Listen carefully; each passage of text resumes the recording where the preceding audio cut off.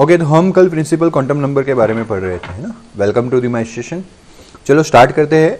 कल हमने जो 3 प्रिंसिपल क्वांटम नंबर पढ़े थे, किसी को नाम याद है ना? Tell me fast. कौन से 3 प्रिंसिपल क्वांटम नंबर पढ़े थे हमने? सॉरी, सिर्फ क्वांटम नंबर बोले तो कौन से क्वांटम नंबर हमने पढ़े थे? क्योंकि एक तो मैं बोल ही दिया। That is first one principal quantum number, second one azimuthal quantum number, very good, and third one is magnetic quantum number. ये 3 क्वांटम नंबर हमने ऑलरेडी कल पढ़ लिए हैं। अब हम यहाँ पे बात करने वाले हैं इलेक्ट्रॉन स्पिन की। किसकी बात करने वाले हैं? इलेक्ट्रॉन स्पिन क्वांटम नंबर की यहाँ पे बात करने वाले। समझते जाओ। The 3 quantum number labelling the atomic orbital.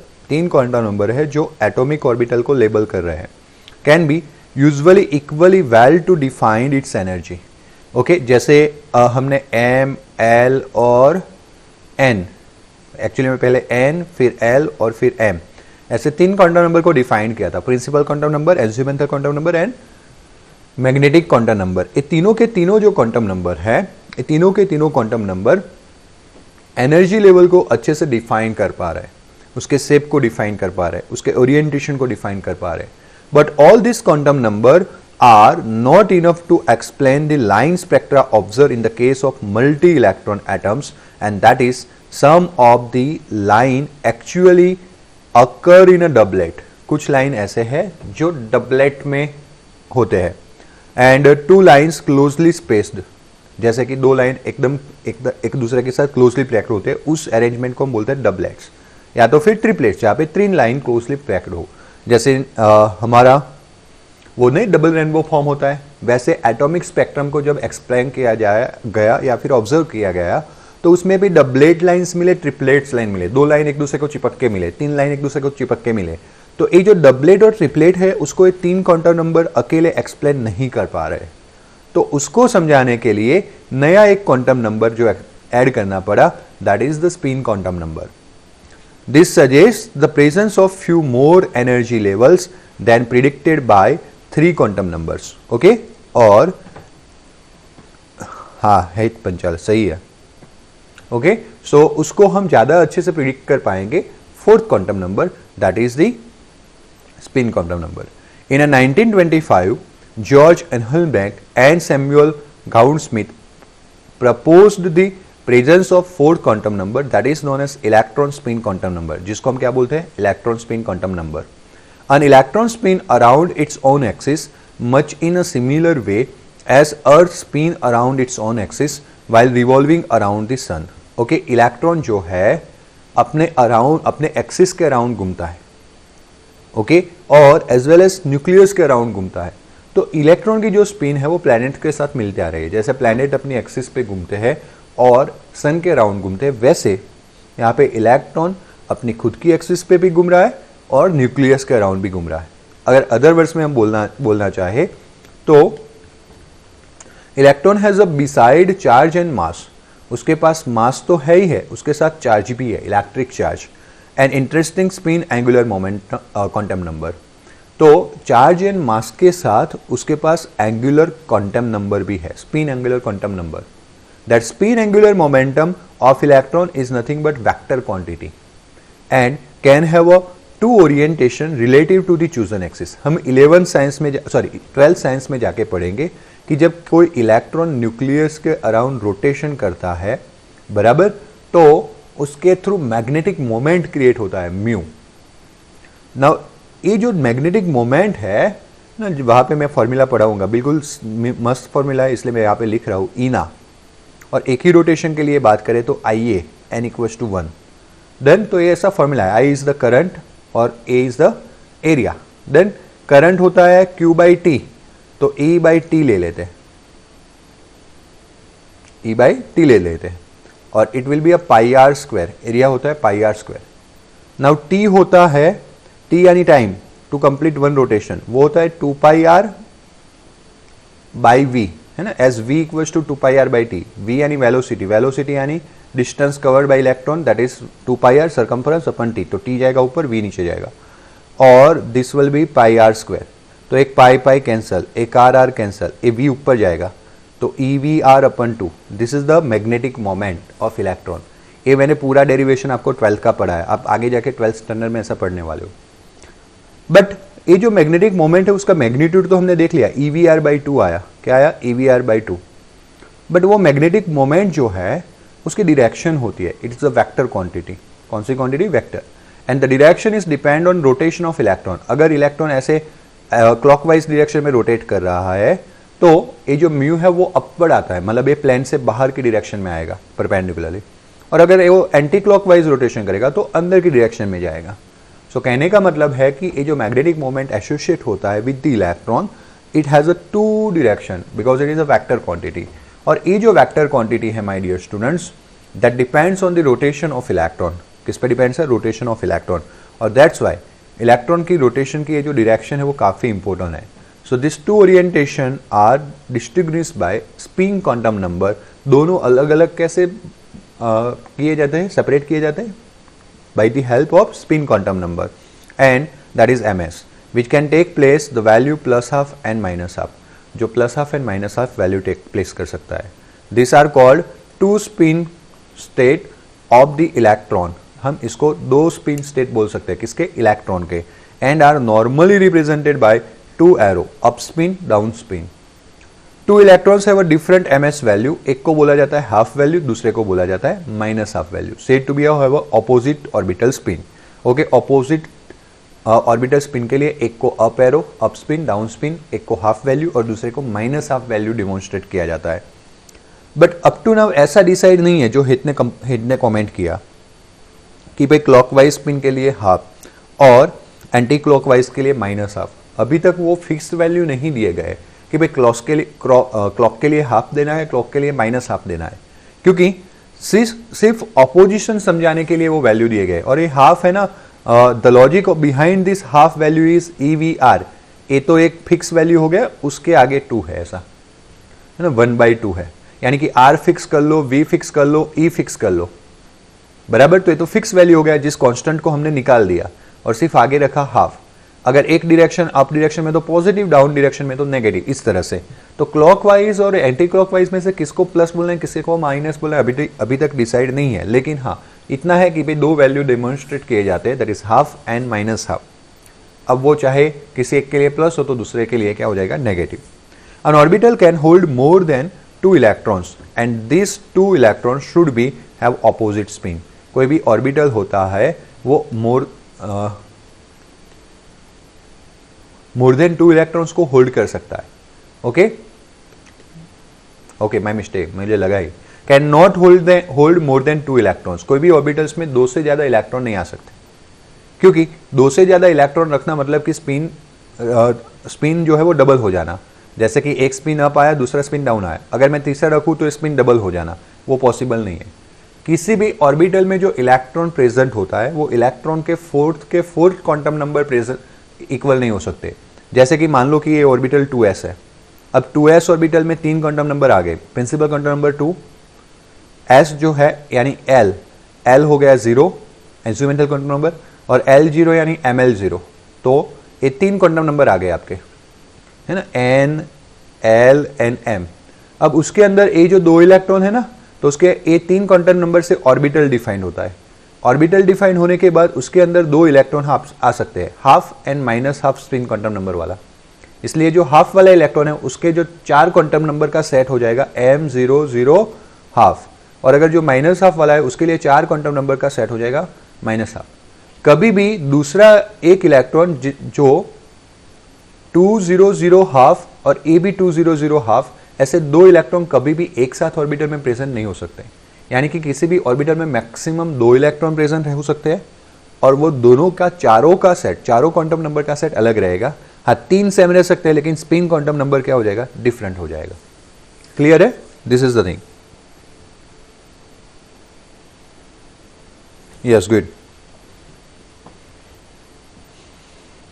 So the sum of the 4 quantum number provides the following information। जो हमने कल भी पढ़ा था और आज एक क्वांटम नंबर पढ़ा, ये चारों क्वांटम नंबर से हमें क्या इंफॉर्मेशन मिलती है वो सम अप कर लेते हैं। सबसे पहले n प्रिंसिपल क्वांटम नंबर जो है दैट डिफाइन द सेल, वो सेल को डिफाइन करता है। ओके, मैं एक्चुअली ऐसा मत समझना, मुझे कुछ याद आया, मैं बोलना या आपको बताना भूल जाता हूँ, बाकी कल मैंने देखा कि सिर्फ 4 लोगों ने ही अपलोड किया था 19 डेट का होमवर्क, ओनली 4, है ना। थोड़े ही दिन में रिफॉर्म करके एवरीडे का आपको भेजूंगा, तो प्लीज़ लिंक आपको दिया गया है ना, आपको क्या करना है आपको पता है। चलो, so principal quantum number n define the shell, principal quantum number m which 4, मतलब वो 4, है ना। कौन से लोगों ने किया था, तो जिन लोगों ने किया है वो लोग प्लीज रेज योर फिंगर, मैंने एग्जैक्टली अभी मुझे याद नहीं है, देन बट ओनली 4, 19 डेट का, ओके। 20 का रिस्पॉन्स मैं कल देखूंगा। सो चलो ध्यान दो, अच्छे से समझ लेते हैं। And define the shell, and defines the shell, मैं बात करता हूं उसको लेटर ऑन, चलो आपसे। And defines the shell, determines the size of orbital and also to a large extent the energy of orbital. जो प्रिंसिपल क्वांटम नंबर है वो सेल को डिफाइन करता है और वो साइज ऑफ सेल को बताता है और लार्ज एक्सटेंट तक एनर्जी को भी रिप्रेजेंट कर लेता है। यानी कि प्रिंसिपल क्वांटम नंबर जो है वो मेन है, वो पहले तो ऑर्बिटल के पहले तो सेल को डिफाइन करेगा, KLMNO हमने लिया था ना कैपिटल वाला, तो वो सेल को डिफाइन करेगा। दूसरा वो साइज को डिटरमाइन करेगा, है ना, जितना quantum number principal quantum number ज्यादा उतनी साइज ज्यादा, तो वो साइज को डिटरमाइन करेगा। थर्ड वन वो एनर्जी को भी डिफाइन करता है, किसी भी ऑर्बिटल का क्वांटम नंबर अगर ज्यादा होता है तो एनर्जी ज्यादा है, तो ये इंफॉर्मेशन हमें n से मिल सकती है। There are n subshells in a nth shell, है ना, nth सेल के अंदर n सबसेल होते हैं। मैंने बोला था n के वैल्यू से l के वैल्यू मिलेंगे एज्यूमेंटल क्वांटम नंबर। अगर n इक्वल्स टू 1 है तो l इक्वल्स टू एक ही वैल्यू मिलेगा 0। अगर n इक्वल्स टू 2 है तो l इक्वल्स टू 0 एंड 1 दो वैल्यू मिलेंगे। अगर n इक्वल्स टू 3 है तो l इक्वल्स टू 0 1 2 तीन वैल्यू मिलेंगे। मतलब कि जितना वैल्यू n का है उतने l के वैल्यू मिलेंगे, क्वांटम नंबर l, तो उतने ही सेल हो गए, डन, तो सब सेल्स हो गए। That indicates that subshells are and determines the shape of orbital. अब ये जो l है उससे आपको पहले सब सेल के बारे में पता चलता है और दूसरा उसके शेप के बारे में पता चलेगा। And there are 12 + 1 orbital of each type of subshell. अब सेल यानी n यानी सेल, सेल से l में गए सब सेल, और सब सेल से हमें पता चलेगा ऑर्बिटल्स के बारे में, and which is defined by magnetic quantum number ml। Orbital को हम डिफाइन करने वाले ml से। That is 1s orbital. s orbital कितना होता है? 1, क्योंकि l equals to 0 value. And p orbitals l equals to 1, उसके लिए ml के 3 वैल्यू पॉसिबल है। l इक्वल्स टू 0 के लिए ml का एक ही वैल्यू पॉसिबल है, इसलिए ओनली 1s।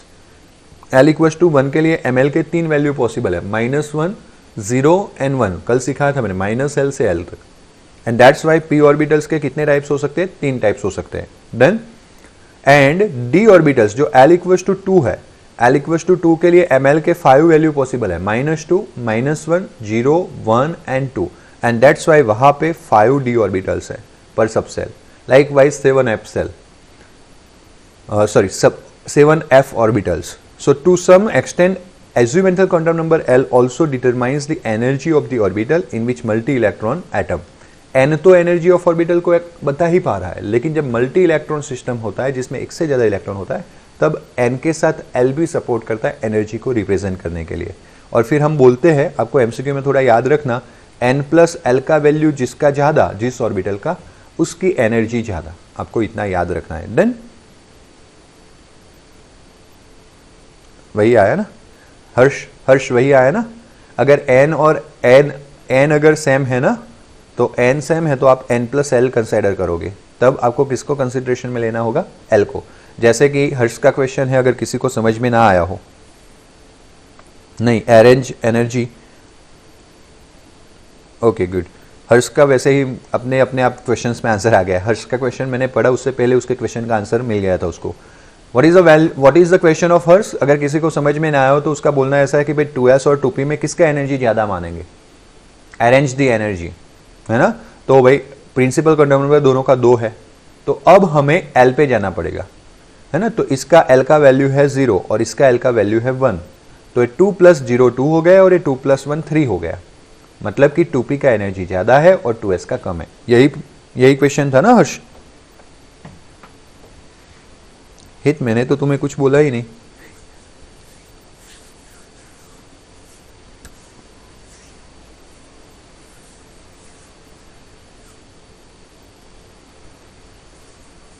नहीं नहीं, हित गलत, हित गलत। एल का वैल्यू कम तो एनर्जी कम ही रहेगा। एक्चुअली में आपको n प्लस एल से ही जाना है। ओके चलो गुड। नाउ थर्ड पे जाते हैं। एमएल, एमएल यानी magnetic quantum number which is designated orientation of orbital. देखो ऑर्बिटल का शेप कौन डिसाइड करके देगा? एल। और जब एमएल पे जाएंगे तो एमएल ओरिएंटेशन यानी कि कैसे अरेंज हुए हैं ऑर्बिटल वो बताएगा। For a given value of L, ML के कितने वैल्यू होते हैं? 12+1। एमएल दूसरा कुछ नहीं, ऑर्बिटल्स के टाइप्स भी बता पा रहा है, ऐसा हम समझ सकते हैं। That is the same as the number of orbital per subshell. It means that the number of orbital is equals to the number of ways in which they are oriented. Okay? Number of suborbital nothing but कैसे कितने वे में वो oriented हो सकते हैं, है ना? वो हम अब आज के लेक्चर में ही पढ़ने वाले हैं। और जो last one is spin quantum number that refers orientation off spin off electron. ये तो स्पेशली और स्पेशली इलेक्ट्रॉन के लिए ही डिफाइन किया है। तो आपको पूछे कि कौन से क्वांटम नंबर यूज होते हैं टू स्पेसिफाई एनी ऑर्बिट, तो only 3 quantum number are used to specify any orbit, and those 3 quantum number are principal quantum number, azimuthal quantum number and magnetic quantum number. ये 3 quantum number n, l और m, उससे आपका orbital define हो जाता है। जब electron के साथ कोई क्वांटम नंबर अगर एसोसिएट है तो वो है स्पिन क्वांटम नंबर। इतनी चीज याद रखना है। ओके क्लियर हुआ? बाकी कोई डाउट हो तो आप बता दो, नहीं तो नेक्स्ट लिखो ताकि हम आगे बढ़े। अभी जो है ना, जो टॉपिक मैं पढ़ाने जा रहा हूँ काफ़ी इंपॉर्टेंट है, थोड़ा याद रखना पड़ेगा। काफ़ी सारी बातें डायरेक्ट ली गई है, इसीलिए 1 थ्रू नहीं याद रहेगा। मैं एक बार पढ़ाऊंगा नहीं याद रहेगा, आपको बार बार प्रैक्टिस करना पड़ेगा इसको, तो समझ लेना, फोकस बढ़ा देना। Shape of atomic orbitals. The orbitals wave function और psi for a electron in an atom has a no physical meaning. जो ऑर्बिटल वेव फंक्शन साई है उसका कोई फिजिकल मीनिंग नहीं है, and it is simply a mathematical function. वो और कुछ नहीं, सिंपली मैथमेटिकल फंक्शन है of the coordinates of electron. However for different orbitals the plot of corresponding wave function as a function of r distance from the nucleus are different. समझते जाना।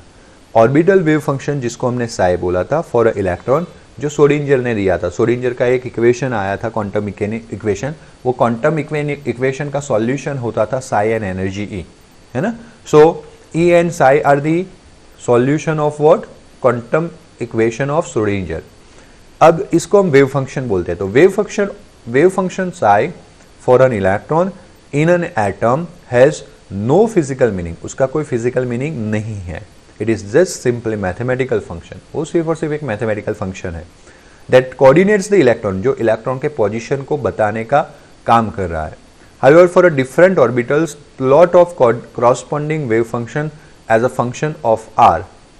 Function of r. r क्या है? Distance from the nucleus. Electron से कितने nucleus से कितने distance पे है वो ऑर्बिट, दैट इज डिफरेंट, जैसे आपको फिगर में बताया गया है। जो चलो फिगर बता देता हूं मैं आपको। ये रहा, है ना, वेव फंक्शन वेरिएशन। ये रहा वेव फंक्शन साई आर, उसके वैल्यू वाई एक्सिस पे, और this is the r, distance from the nucleus. उस वैल्यू और आर के बीच में क्या रिलेशन है वो आपको यहाँ पे बताया गया है, और दैट इज डिफरेंट। एक ग्राफ ए है और एक ग्राफ ए है। This is for 1s orbital and this is for 2s orbital. देखो दोनों ग्राफ डिफरेंट है, और इसीलिए बोला है कि अलग अलग ऑर्बिटल्स के लिए डिफरेंट रहता है। Figure gives such a plot for 1s orbital and 2s orbital जिसमें principal quantum number 1 and 2 है। azimuthal quantum number both are 0, L0। Okay चलो, ग्राफ क्या बता रहा है वो बाद में बात करेंगे, लेकिन आगे की एक बात कर लेते हैं क्योंकि उसके नीचे दूसरा ग्राफ है, वो काफी इंपॉर्टेंट है। According to the German physicist Max Born, square of wave function यानी कि साई का स्क्वायर करना है at the point gives the probability density of electron that point. ये जो साई स्क्वायर है वो हमें उस पॉइंट पे प्रोबेबिलिटी देता है। क्या देता है? प्रोबेबिलिटी।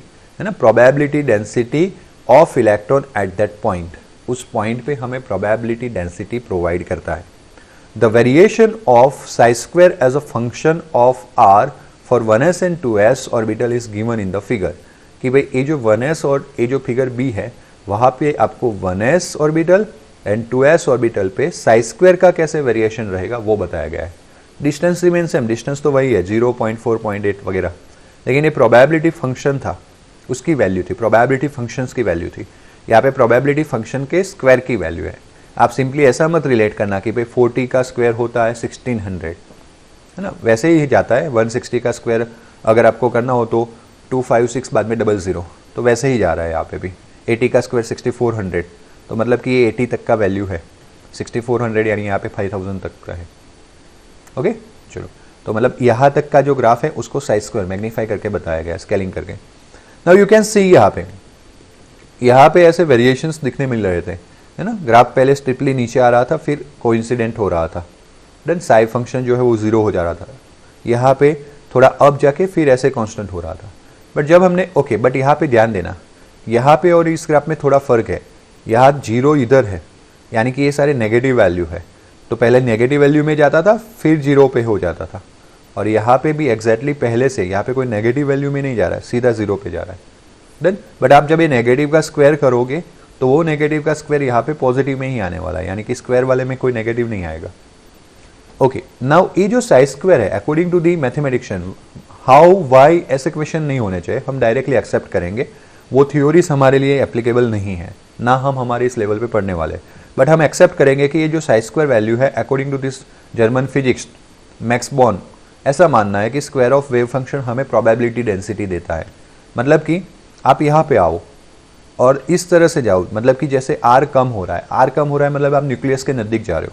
जैसे जैसे पहले दूर थे 0.8 नैनोमीटर, 0.4 नैनोमीटर, डेंसिटी 0 था क्योंकि साई स्क्वायर का वैल्यू 0 था। जैसे आप ये मान लो कि 0.2 है, क्योंकि 0 एंड 0.4 के बीच का होगा 0.2, आप 0.2 पे पहुंचे। उसके बाद अगर आप नज़दीक जा रहे हो तो अचानक से जो डेंसिटी फंक्शन है वो बढ़ जाता है, काफ़ी वैल्यू हो जाता है। मतलब कि इस रीजन में 0 से लेकर 0.2 के रीजन में इलेक्ट्रॉन मिलने की जो डेंसिटी है वो काफ़ी ज़्यादा है, बहुत ज़्यादा है। लाइकवाइज अगर आप वही फिनोमिनन 2s के लिए ऑब्जर्व कर रहे हो, आप जैसे जैसे न्यूक्लियस के नज़दीक जा रहे हो, यहाँ पे कोई एक वैल्यू पे डेंसिटी बढ़ा, कांस्टेंट हुआ, फिर वापस 0 होने लगा, 0.2 पे वापस 0 हो गया, फिर 0.2 से कम, 0.15 क्योंकि ये रहा 0.2, फिर वापस एकदम से बढ़ने लगा। यहाँ पे या तो फिर उल्टा देखते हैं, चलो उल्टा देखते हैं, मतलब कि न्यूक्लियस से निकलते हैं, जर्नी हमारा न्यूक्लियस से करते हैं। पहले इलेक्ट्रॉन डेंसिटी ज़्यादा था, 0.2 के बाद कम हो गया, 0 हो गया। यहाँ पे ज़्यादा था, फिर कम होता गया, एक पॉइंट पे 0 हो गया, फिर वापस जंप हुआ, अप टू सर्टेन वैल्यू तक वो बढ़ा, है ना, लोअर वैल्यू है लेकिन बढ़ा सही, फिर वापस 0 हो गया, फिर कभी भी ऊपर नहीं गया, फिर 0 ही रहा। So this are the two natures of the graph for 1s and 2s, जिसको हमें यहाँ पे एक्सप्लेन करना है। चलो समझते हैं। Again you may notice that curves 1s and 2s are different. It may noted that for 1s orbital probability density maximum at the nucleus, देखा न्यूक्लियस से जितना नज़दीक थे उतना मैक्सिमम डेंसिटी था। जैसे न्यूक्लियस से दूर जाना चालू किया, ग्राफ नीचे आना स्टार्ट किया, ओके, तो इट डिक्रीज शार्पली, तुरंत, है ना। आप ऐसा नहीं कि मीटर तक गए और फिर डिक्रीज होके 0 हुआ, सिर्फ कितने डिस्टेंस में, 0.2 नैनोमीटर डिस्टेंस में वो 0 पे आ गया। मतलब शार्पली डिक्रीज हो रहा है as we move from it, मतलब कि जैसे न्यूक्लियस से दूर जा रहे हैं प्रोबेबिलिटी डेंसिटी जो था इलेक्ट्रॉन फाइंडिंग करने का वो कम हो गया। On the other hand for 2s orbital probability density first decrease sharply to 0 and again start increasing. After reaching small maxima value, it again decrease and approaches to the 0 as the value r increases further. दोनों मैंने nature graph से बताए थे, वो graph का explanation यहाँ पे दिया गया है। The region where this probability density function reduced to 0, ऐसा रीजन जहाँ पे probability function 0 पे रिड्यूस हो गया, that is called nodal surface, simply nodes भी बोलते हैं। ऐसा रीजन जहाँ पे इलेक्ट्रॉन मिलने की जो डेंसिटी है या फाइंडिंग इलेक्ट्रॉन की जो इलेक्ट्रॉन को फाइंड आउट करने की जो डेंसिटी है वो अगर 0 हो तो उसको हम बोलते हैं नोडल सरफेस या nodes. In general it has been found that ns orbital has n-1 nodes. ns orbital के पास कितने नोड्स होते हैं? n-1। And that is the number of node increase with increase of principal quantum number n, है ना। In general में ऐसा होता है कि ns ऑर्बिटल के पास n-1 नोड होते हैं, मतलब कि अगर आप 1 रखो तो 1-1 0 नोड, बट अगर यहाँ पे 2 रखो तो 2-1 1 नोड। 2s ऑर्बिटल में वो 1 नोड कहाँ है, तो यहाँ पे है, देखो a वाला, जहाँ पे 0 हुआ फिर जंप हुआ फिर तो 0 है, तो a वाला नहीं गिनना है। एक कुछ टाइम के लिए वहाँ पे 0 डेंसिटी आ जाती है ना। बाकी हम ऐसा बोल सकते हैं कि यहाँ तक तो इलेक्ट्रॉन मिलने की डेंसिटी है, लेकिन एक डिस्टेंस ऐसा मिला इन बिटवीन दैट कि वहाँ पे इलेक्ट्रॉन मिलने की डेंसिटी 0 हो गई इन बिटवीन। हाँ, उसके बाद भले ना 0 है, उसके बाद तो वैसे भी नहीं मिल रही है, बट जहाँ पे मिल रही है उसमें एक ऐसा पॉइंट मिला जहाँ पे इलेक्ट्रॉन डेंसिटी मिलने की प्रोबेबिलिटी 0 हो गई, और उस पॉइंट को नोड बोलते हैं। तो 2s में हमें 1 नोड मिला और 1s में हमें कोई नोड नहीं मिलेगा, 0। So number of nodes in a 2s orbital is 1। वैसे अगर 3s होता तो कितने होते, 2 मेरे। तो आप अब प्रिडिक्ट कर सकते हो, प्रिडिक्ट कैसा कर सकते हो कि ग्राफ कैसा होगा भाई 3s का, तो ऐसे होगा, फिर जंप करेगा, फिर वापस नीचे आएगा, फिर जंप करेगा, फिर ऐसे 0 हो जाएगा। तो ए नंबर 1 एंड नंबर 2 ऐसे 2 नोड्स हो गए। देन लाइकवाइज 4s में 3 नोड्स हो गए, 5s में 4 नोड हो गए। जितना प्रिंसिपल क्वांटम नंबर है उससे कम नोड होगा। This probability density variation can be visualise in terms of the charge cloud diagrams. अब इसके लिए चार्ज क्लाउड डायग्राम भी बना सकते हैं। In this diagram the density of the dots in a region represents the electron probability density in that region. देखो ये रहा चार्ज क्लाउड डायग्राम, इसको बोलते हैं चार्ज क्लाउड डायग्राम। तो देखो this is the nucleus, nucleus से अराउंड 0.2 नैनोमीटर रीजन में देखो सबसे ज़्यादा डेंसिटी है ना। ये डेंसिटी के डॉट्स बता रहा है, जहाँ जहाँ पे ज़्यादा डेंसिटी है वहाँ पे डार्क डॉट्स है, और जहाँ पे कम डेंसिटी है वहाँ पे एकदम लाइट हो गए। देखो यहाँ पे आपको डॉट्स दिखेंगे, आपको इस रीजन में भी डॉट्स दिखेंगे, यहाँ पे भी डॉट्स दिखेंगे, लेकिन लाइट मतलब कि उसकी प्रोबेबिलिटी फंक्शंस की वैल्यू कम है, साइज स्क्वायर वैल्यू कम है, और इसलिए वहाँ पे इलेक्ट्रॉन मिलने की जो प्रोबेबिलिटी है वो कम हो गई। सो इसको हम इलेक्ट्रॉन चार्ज क्लाउड से भी रिप्रेजेंट कर सकते हैं। Boundary surface diagram of a constant probability density for a different orbitals give a fairly good representation of the shape of the orbitals. अब हम इसको क्या करें, ये जो हमें डायग्राम मिला था, इस डायग्राम का अगर हम बाउंड्री बना दें तो वो हमें ऑर्बिटल का शेप डिफाइन करने में हेल्प कर लेगा। In this representation a boundary surface और a contour surface is drawn in the space for orbital on which value of probability density psi square is constant. हम बाउंड्री वहाँ पे ही बना सकते हैं, ऐसे रीजन में से ही पास कर सकते हैं जहाँ पे साइज स्क्वायर का वैल्यू जो हो वो कांस्टेंट हो, है ना। तो हमें इसके अराउंड, न्यूक्लियस यहाँ पे था, न्यूक्लियस के अराउंड एक बाउंड्री बनाना है जिससे ऑर्बिटल का शेप डिसाइड हो, और हम ऑर्बिटल का शेप डिसाइड करने के लिए ऐसा बाउंड्री चूज करने वाले हैं जो जहाँ पे उस पॉइंट पे, उस बाउंड्री के उस सरफेस के पॉइंट पे साइज स्क्वायर का वैल्यू कांस्टेंट हो। इन अ प्रिंसिपल सच अ बाउंड्री सरफेस में बी पॉसिबल। प्रिंसिपली अगर हम सोचे थियोरेटिकली तो ऐसे बाउंड्री पॉसिबल है। However, for a given orbital, only that boundary surface diagram of constant, okay, मैंने यहाँ पे गलती की समझाने में। Principal many of such boundary possible, मतलब कि न्यूक्लियस के अराउंड आप काफ़ी सारे ऐसे बाउंड्री बना सकते हो। देन एक या दो नहीं, मैनी ऑफ बाउंड्रीज मिल सकते हैं। तो अब हम काफ़ी सारे जो चॉइस है उसमें से कौन सा बाउंड्री चूज करेंगे। Okay, so the thing is that for a given orbital only that boundary surface diagram of constant probability density is taken to be a good representation of the shape of orbital which encloses a region of volume in which probability of finding electron is very high, say 90%. तो आपको एक ऐसा boundary choose करना है out of many boundary, कि ऐसा boundary choose करना है जिसके अंदर 90% प्रोबेबिलिटी इलेक्ट्रॉन को फाइंड करने की आ जाए, और वो बाउंड्री यहाँ पे ब्लैक बॉर्डर से बताया गया है, जिसके अंदर आप देख सकते हो कि 90% डॉट्स आ गए होंगे, है ना। जो प्रोबेबिलिटी फंक्शंस के यहाँ पे डॉट रिप्रेजेंटेशंस थे वो 90% आ गए होंगे, और कुछ 10% छूट गए होंगे।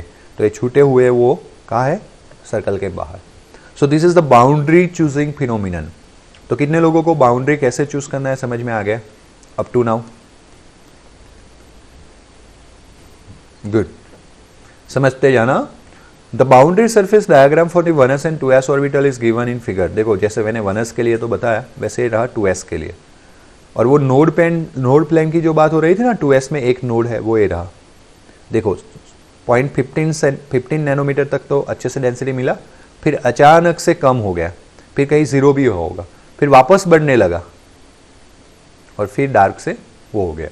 So this is the thing. और उसका भी हमने जब बाउंड्री ड्रॉ किया तो ऐसा मिला। ओके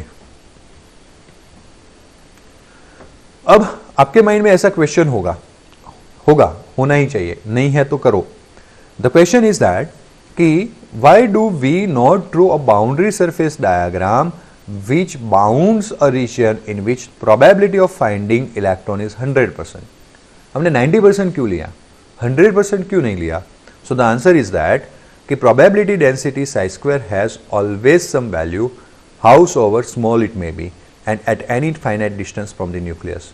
चाहे आप ऐसा समझ लो कि ये न्यूक्लियस है, न्यूक्लियस से यहाँ जाता हूँ, यहाँ पे मेरा वैल्यू क्या हो जाएगा, यहाँ पे मुझे वैल्यू मिल जाएगा, मतलब कि यहाँ पे वैल्यू, यहाँ का प्रोबेबिलिटी डेंसिटी में इन ले लेता हूँ बाउंड्री के अंदर, तो भाई उसके बाद में भी एक डेंसिटी मिलने वाला है, क्या आप उसको छोड़ दोगे? तो कि ना, उसको भी अंदर ले लेता हूँ क्योंकि मुझे 100% कवर करना है। तो उसके बाद के पॉइंट में भी आपको डेंसिटी मिलेगा ही मिलेगा, छोटा सा तो छोटा लेकिन मिलेगा, एग्जैक्टली जीरो नहीं मिलने वाला है, एग्जैक्टली जीरो नहीं मिलने वाला है, छोटा तो छोटा लेकिन मिलने वाला है, तो वहां पे भी मिलेगा भाई। तो फिर क्या करेंगे? तो फिर कितने को छोड़ेंगे, है ना, ज्यादा को छोड़ नहीं सकते, है ना, आपको तो जाना ही पड़ेगा आगे आगे, तो ये तो चलता जाएगा इन्फिनिटी तक, इसीलिए सबको कवर नहीं कर सकते, एंड दैट्स वाई हमने 100% नहीं, कितना परसेंट कॉन्सेंट्रेट किया है, 90%। It is therefore not possible to draw boundary surface diagram of rigid size in which probability of finding electron is 100%. Boundary surface diagram for a s orbital is actually a sphere centered on the nucleus. एक ऐसा sphere मिलेगा जो हमने अभी 2D में देखा, 2D में देखा तो हमें सर्कल दिखा, बट रियलिटी में 3D मॉडल होता है, तो सेंटर ऐसा स्पीयर जिसका सेंटर न्यूक्लियस पे हो, उसके अराउंड पूरा एक स्पीयर मिलेगा। सो एस ऑर्बिटल का जो शेप होता है वो स्पीयरिकल होता है, यहाँ से ऐसा फॉर्म हो जाएगा। In a 2 dimensions, this sphere looks like a circle and enclose a region which probability of the finding electron is now 90%. तो 2D में देखें तो वो ऐसे सर्कल देखेंगे, और वो ऐसे सर्कल है जो अपने अंदर 90% प्रोबेबिलिटी को इंक्लोज कर लेते हैं। तो ये 2D डायग्राम है, उसका काउंटर यानी कि 3D डायग्राम में ऐसे सरफेस डायग्राम देखे तो वो पूरा एक गोला का सरफेस दिखेगा, स्पीयर जैसा दिखेगा। Okay, now you can C both the shape and size का डिफरेंस देखो, आप साइज का डिफरेंस देखो, तो 2s बड़ा था तो 1s and 2s orbital are spherical in a shape, but in reality all s orbital are spherical symmetric, and that is the probability of finding electron at a given distance is equal in all direction. Sphere हर एक direction में symmetric होता है, मतलब कि electron को s orbital में find करना किसी भी डायरेक्शन में इक्वल प्रोबेबिलिटी देगा। हम यहाँ पे प्रोबेबिलिटी पे इसलिए आ गए हाइजेनबर्ग, है ना, हमें प्रोबेबिलिटी वर्ड यूज करवाना किसने स्टार्ट किया, हाइजेनबर्ग, याद रखना, भूलना मत आप उसको। It is also observe that the size of S orbital increase with increase in an. जैसे हमने अभी देखा कि 1s से बड़ा साइज था 2s का, वैसे अगर आगे जाओगे तो 3s का बड़ा, 4s का बड़ा, मतलब जैसे n बढ़ता है, हमने अभी भी बात की थी, principal quantum number n increase होता है, साइज इंक्रीज हो जाता है। And electron is located further away from the nucleus. Size छोटा होना मतलब इलेक्ट्रॉन न्यूक्लियस के नजदीक है, और साइज बड़ा होना मतलब इलेक्ट्रॉन न्यूक्लियस से दूर है। As the principal quantum number going to be increase. So यहां तक की बात हुई 1s ऑर्बिटल शेप के लिए, किसके लिए, 1s ऑर्बिटल के लिए। So this is for 1s orbital. अब जो 2-3 बातें हैं मैं अभी नहीं करूंगा क्योंकि खत्म नहीं होगा। एक है p ऑर्बिटल और दूसरा है d ऑर्बिटल, उसके शेप्स के बारे में बात हम नेक्स्ट लेक्चर में करने वाले हैं। फिर आएगा एनर्जी ऑफ ऑर्बिटल्स, जैसे वो समझ लेते हैं एनर्जी ऑफ ऑर्बिटल्स, वो n+l वैल्यू जो मैंने अभी सिखाया था ना, उसके अकॉर्डिंगली आएगा, देखो यहाँ पे लिया है n+l वैल्यू, n+l। फिर वो सीखने के बाद आएगा फिलिंग ऑफ ऑर्बिटल्स, वो उसमें कुछ प्रिंसिपल्स है, वो प्रिंसिपल्स सीख लेंगे तो आप चले जाओगे इलेक्ट्रॉनिक कन्फिग्रेशन। इलेक्ट्रॉनिक कन्फिग्रेशन सीखने के बाद स्टेबिलिटी सीखना है, फिर इलेक्ट्रॉनिक कन्फिग्रेशन है अलग अलग ऑर्बिटल्स का, मतलब अलग अलग एटम्स का, एलिमेंट्स का, और चैप्टर खत्म होने को।